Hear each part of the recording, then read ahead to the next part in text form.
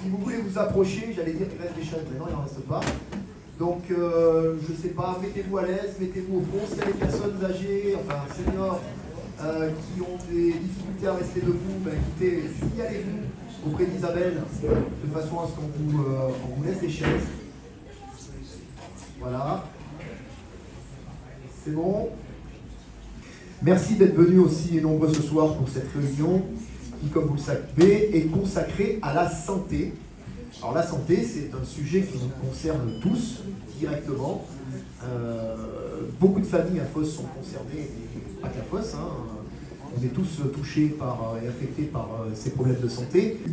Donc c'est un sujet qui nous semble particulièrement important et c'est pour ça qu'on a voulu faire une réunion dédiée à ce thème-là.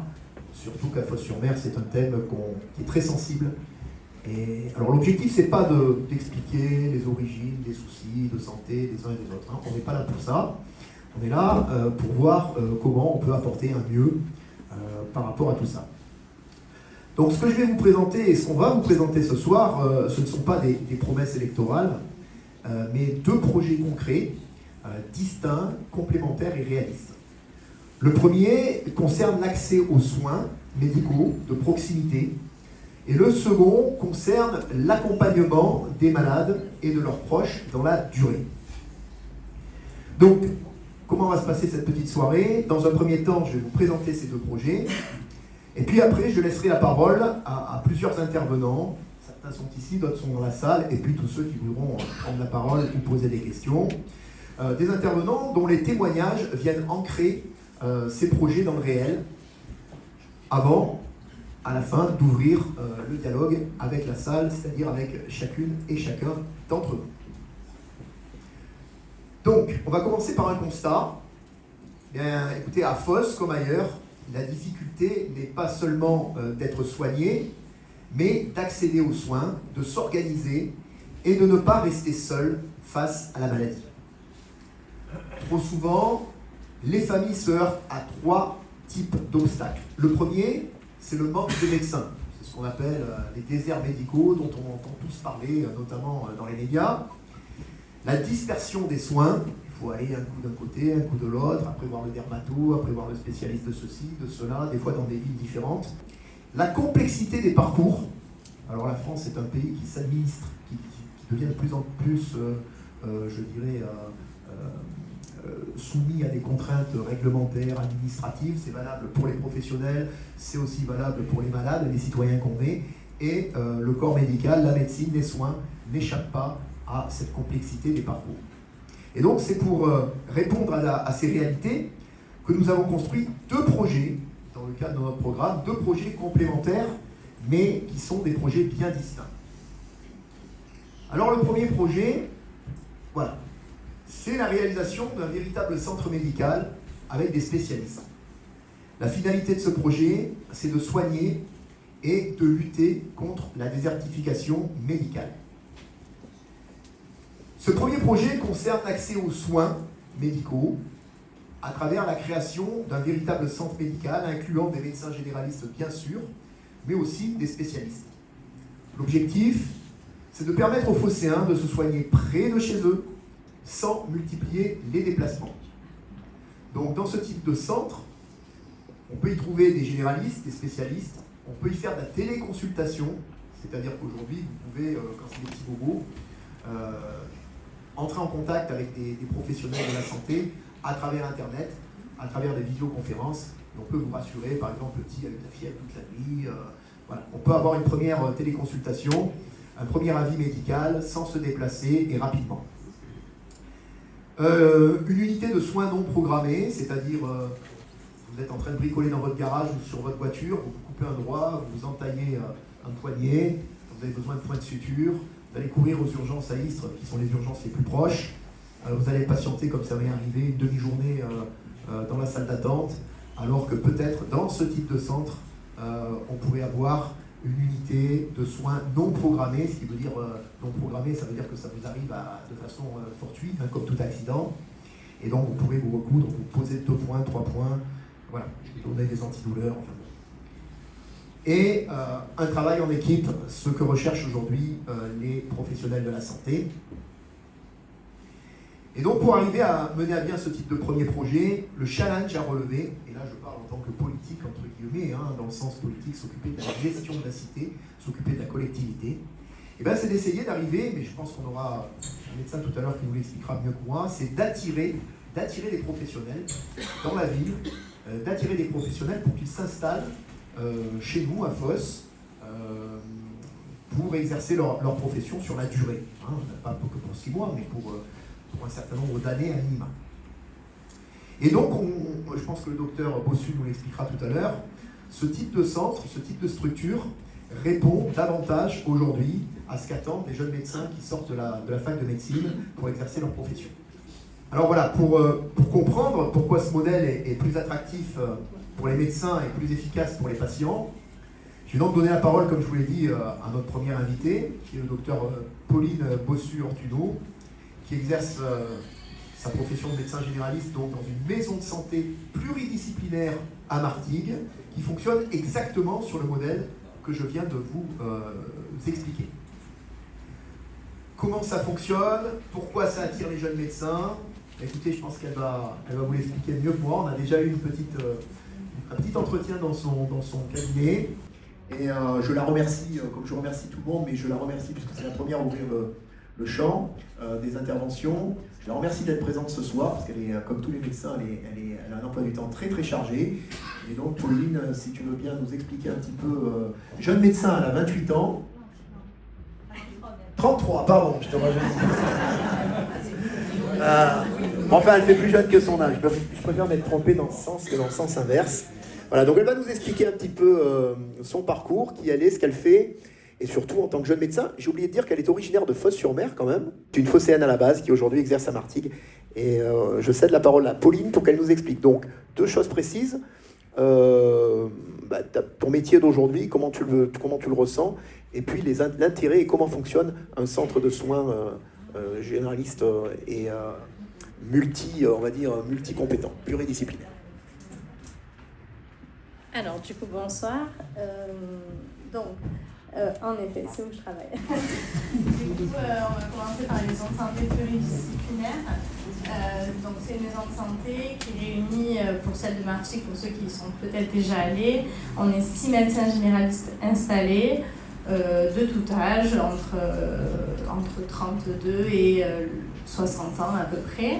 Voilà, et donc cette maison de santé pluridisciplinaire, elle regroupe des médecins généralistes, mais aussi des spécialistes, cardiologues, gynécologues, ORL, qu'est-ce qu'il y a d'autre en spécialité? Ouais. Et ensuite, en paramédicaux, on a un cabinet infirmier sur place, on a orthophoniste. En médecin, j'ai oublié de dire, on a maintenant une pédopsychiatre, c'est quand même super, donc qui s'occupe de tous les enfants autistes, des troubles de l'attention, de l'hyperactivité, donc là c'est la nouvelle arrivée et elle a beaucoup de boulot. Voilà, et ensuite en professionnels paramédicaux, donc je reviens, on a l'orthophoniste, on a les psychomotriciennes sur place, on a les sages-femmes qui prennent en charge beaucoup de jeunes filles, et tout ça permet qu'en fait on travaille en réseau, on travaille tous sur le même logiciel médical. Donc nos patients qui voient les cardiologues, on a tout de suite le compte rendu, on peut aller toquer à leur porte parce qu'ils sont juste à côté et leur dire j'ai un patient qui n'est pas bien, qui a une douleur thoracique, on fait les ECG tout de suite, voilà. Et ça, donc pour moi qui a donc commencé je me suis installée à 28 ans, je ne me voyais pas m'installer dans un cabinet toute seule à 28 ans, pas avoir de réseau pour s'installer, pour demander des avis spécialisés. Là, on a tout sur place. On a même un centre de soins non programmé, c'est ce qu'on disait tout à l'heure, où nous, les 6 médecins généralistes, on fait à peu près une journée par semaine. Donc j'y étais aujourd'hui, et où on est amené à faire des plâtres, des points de suture, gérer un infarctus. La semaine dernière, j'ai eu un choc anaphylactique, donc c'est un patient de 27 ans qui a pris un médicament et qui a fait un gros choc. Il est arrivé, il était en état de détresse respiratoire, j'ai dû lui injecter de l'adrénaline. On a ensuite appelé le SMUR qui est venu, mais voilà, on a quand même un plateau technique qui permet de gérer les urgences, et ensuite on a un plateau où on fait du suivi médical, d'accord? Donc moi, je suis médecin généraliste et médecin traitant, j'ai 1600 patients, donc oui, j'ai beaucoup de délais, mais ça, c'est partout. Mais ça permet quand même, le fait qu'on soit 6 médecins généralistes, de drainer tous les jours, on est entre 30 et 40 patients chacun, plus la permanence médicale, où on est 3 médecins, et où on draine 150 patients, 150 soins aigus, permanence de soins, dans la journée. Voilà. Pour moi, les avantages de ces maisons de santé pluridisciplinaires, c'est qu'aujourd'hui, s'installer seul dans un cabinet médical, c'est pas possible. Déjà parce que la médecine, elle a évolué, on est moins de médecins, et la population grandit, donc difficile de répondre à la demande. Pourquoi s'installer seul? Parce qu'on ne peut plus se permettre d'avoir des secrétaires quand on est seul. Alors que là, voilà, les charges ont augmenté exactement. Alors que là, on a quand même 3 secrétaires à temps plein qui permettent de répondre à tous nos appels, à nos mails, tout ça. Et toutes ces charges sont du coup en fait partagées avec tous les professionnels de santé de la structure. On a aussi, mais bon ça après c'est dans les détails, mais on a aussi beaucoup de subventions de l'ARS qui nous permettent de survivre et d'avoir un joli bâtiment. Ouais, alors l'ARS c'est l'agence régionale de santé, pardon. Voilà, et du coup qui nous permet d'avoir un joli bâtiment et de belles structures pour accueillir les patients. Alors, pourquoi ça attire? Oui, alors on a aussi, donc il faut savoir qu'on a 3 internes sur notre maison de santé pluridisciplinaire qui tournent. Donc on a des internes, les études de médecine, pour être médecin généraliste, c'est 10 ans d'études. C'est 6 ans d'études à la fac avec des stages un petit peu dans les hôpitaux. Et ensuite, quand on est médecin généraliste, c'est entre 3 et 4 ans de stage où on est vraiment en stage tout le temps. Il n'y a plus de partie scolaire, on est en stage dans différents services, on est interne, parfois vous les voyez à l'hôpital, les internes. Et on va faire 6 mois aux urgences, on va faire 6 mois dans des cabinets médicaux. Et à FOS, je crois qu'il y a peut-être un médecin qui prend encore des internes, mais pas plus que ça. Et donc, du coup, la ville... moi, j'aurais bien aimé être interne à FOS, par exemple, mais je n'ai pas été interne à FOS. J'ai été interne à Martigues. Et du coup, ça m'a donné envie de m'installer parce que c'est une super équipe. Et voilà. Et donc, je pense que de travailler en maison de santé, d'avoir une maison de santé sur le territoire attirera peut-être des étudiants en médecine qui en plus peuvent être intéressés par les pathologies qu'on retrouve à FOS. Bien sûr, on en parlera tout à l'heure, mais il y a beaucoup de cancers sur FOS. Donc, il y a des internes qui pourront être intéressés par ces pathologies-là. Et le fait de se connaître via les internes fait qu'on a quand même, qu'on tourne et qu'on a souvent des nouveaux médecins qui veulent venir s'installer dans la maison de santé. Qu'est-ce que j'ai oublié? Et après, j'ai oublié que, à 33 ans, j'ai 2 petites filles et je trouve que d'être dans une maison de santé, même si demain je ferme la porte parce que j'ai fini mes horaires, je sais que samedi, il y aura mes collègues qui pourront accueillir mes propres patients et qui lundi me diront samedi, j'ai vu ta patiente, elle a une bronchite, ça serait bien que tu la revoies dans la semaine. Voilà, c'est vraiment le fait de travailler en réseau et d'avoir un peu plus de temps personnel parce que c'est aussi... la profession est de plus en plus féminine et on a tous, nos enfants aussi, nos vies de famille à faire.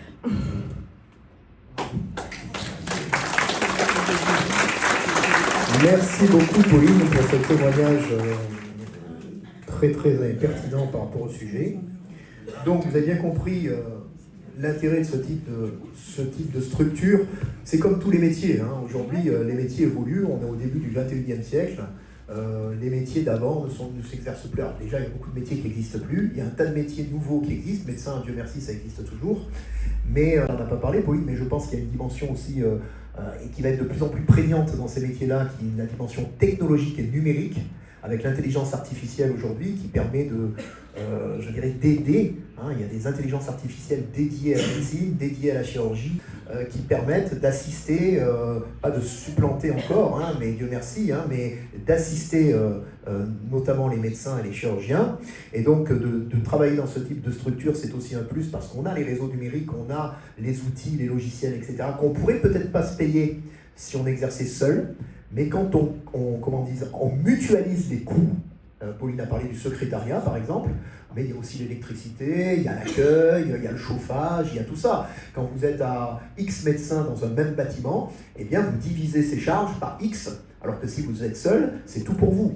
Une secrétaire, c'est pareil. Un expert comptable, c'est pareil. Donc aujourd'hui, on vit dans un monde où toutes les structures mutualisent leurs coûts, même dans le système économique classique. Hein, on a de plus en plus de sociétés qui font les mêmes métiers, qui s'achètent les unes les autres et qui grossissent pour pouvoir résister et tenir d'un point de vue économique et garder un équilibre financier. Donc il y a cet aspect-là des choses. Et puis on a beaucoup parlé du confort des médecins, hein, la vie de famille, etc. Aujourd'hui, les médecins d'avant qui restaient jusqu'à pas d'heure au cabinet, qui travaillaient le samedi, le dimanche, etc., c'est terminé. Pauline vous l'a dit, hein, 10 ans d'études après le bac.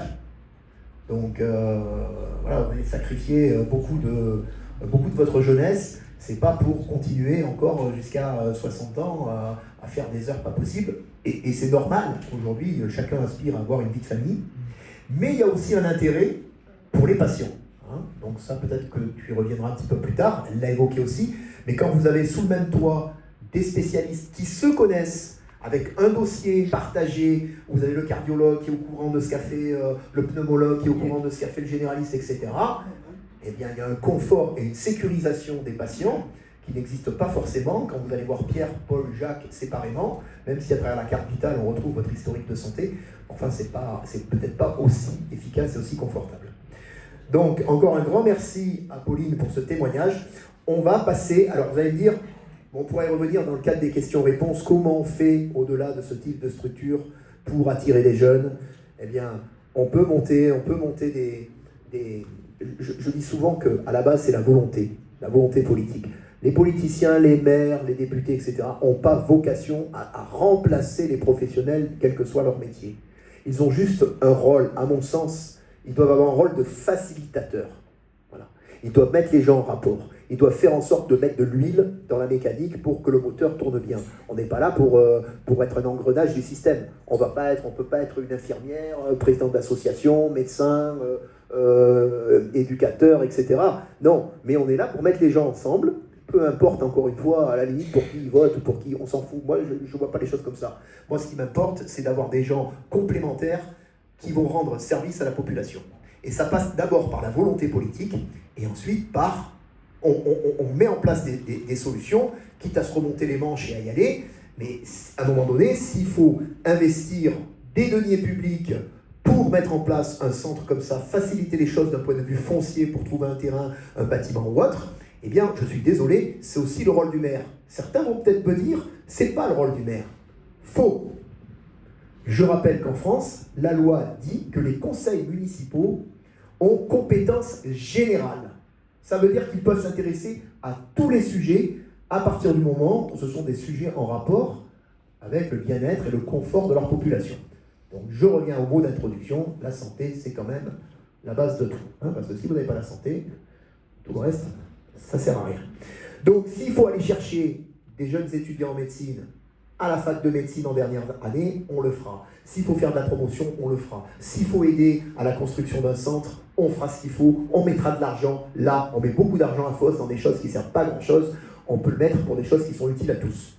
Là. Donc ça c'est la volonté politique, et puis il existe des mesures on peut imaginer, parce que ça se fait, de passer des contrats, des conventions avec des étudiants en médecine, en leur disant voilà, ben la ville, on subventionne beaucoup de choses, on te paye une bourse, on fait en sorte que tes études, tu puisses les finir sereinement, sans avoir, comme j'ai un ami dentiste aujourd'hui qui a payé ses études en rangeant les caddies sur le parking d'Ikea pour pouvoir finir ses études le samedi, le dimanche et quand il avait du temps libre. Donc ce qui passait sur les parkings d'Ikea à ranger les caddies, il ne passait pas à étudier. Il a quand même réussi aujourd'hui à être chirurgien dentiste. Mais enfin bon, si une collectivité, une commune peut aider les jeunes, quelle que soit leur spécialité en médecine, à financièrement payer leurs études avec en contrepartie un retour, un engagement d'exercer pendant 5 ans, 10 ans, 15 ans sur la commune qui les a aidés, eh bien, ça peut être un bon deal pour tout le monde, et pourquoi pas se servir de ce type d'outil. Donc il y a tout un panel de choses, on ne va pas rentrer là-dedans aujourd'hui. Je vais de suite passer au deuxième sujet. Donc voilà, le premier projet c'est ça. Donc c'est une maison de santé pluridisciplinaire qu'on vient d'évoquer, et donc vient de vous être démontré que ce qui fonctionne à Martigues montre que ce modèle est réaliste et qu'il pourrait donc être transposé à Fos-sur-Mer.